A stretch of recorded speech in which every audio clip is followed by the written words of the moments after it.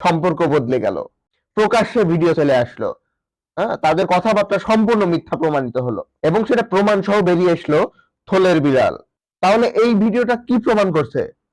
এখানে doctor Shafiqul Islam Masud video কনফারেন্সে ইসলামী ব্যাংকের সকল কর্মকর্তা কর্মচারীদের দিক নির্দেশনা দিচ্ছেন যে কিভাবে ভোটের মাঠে নির্বাচনী পোলিং এজেন্টের হয়ে কে ভিতরে থাকবে কে বাইরে থাকবে, কিভাবে ইলেকশন ইঞ্জিনিয়ারিং করে নিজেদের হারা সিট জিতে আসা যায়।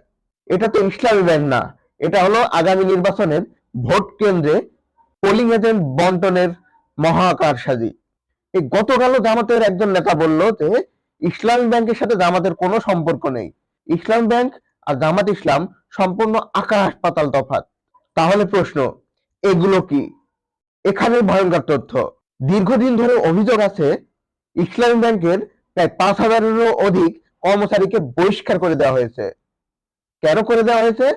তাদের জামাত শিবিরপন্থী লোকজনকে এখানে বসানোর জন্য, এবং পরবর্তীতে 5,000-এর অধিক জামাত শিবিরপন্থী লোকজনকেও এখানে বসানো হয়েছে একইভাবে। এখন দেখা যাচ্ছে ডক্টর শফিকুল ইসলাম মাসুদের নেতৃত্বে নতুন নিয়োগ পাওয়া ইসলামী ব্যাংকে জামাত শিবিরের লোকজন মিলে সামনে ভোট চুরির এক মহাপরিকল্পনা আসছে। ভিডিওটিতে তারা কি বলতো এটা তো আপনারা শুনতেই পেলেন। কোন ব্যাংক কর্মচারীদের ভিডিও কনফারেন্সে বা ভোট ট্যাম্পারিং বা ইলেকশন মেকানিজম করার জন্য এরকম মিটিং হয়? এ যেন ভোট চুরির এক হরিণ লুটের কর্মকাণ্ড।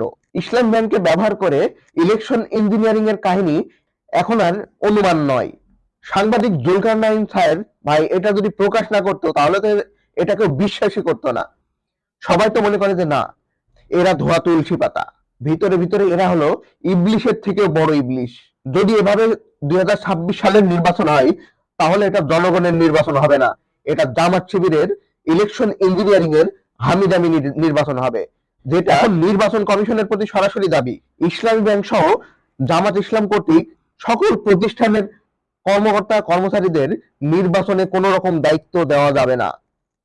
যদি দায়িত্ব দেন তাহলে এটা নির্বাচন হবে না, এটা ইলেকশন ইঞ্জিনিয়ারিং এর এক মহাযজ্ঞ তৈরি হয়ে যাবে, যেখানে জনগণের ভোটে না, যেখানে জামাত শিবিরের কর্মীরা ডিজিটাল পদ্ধতিতে ভোট চুরি করবে।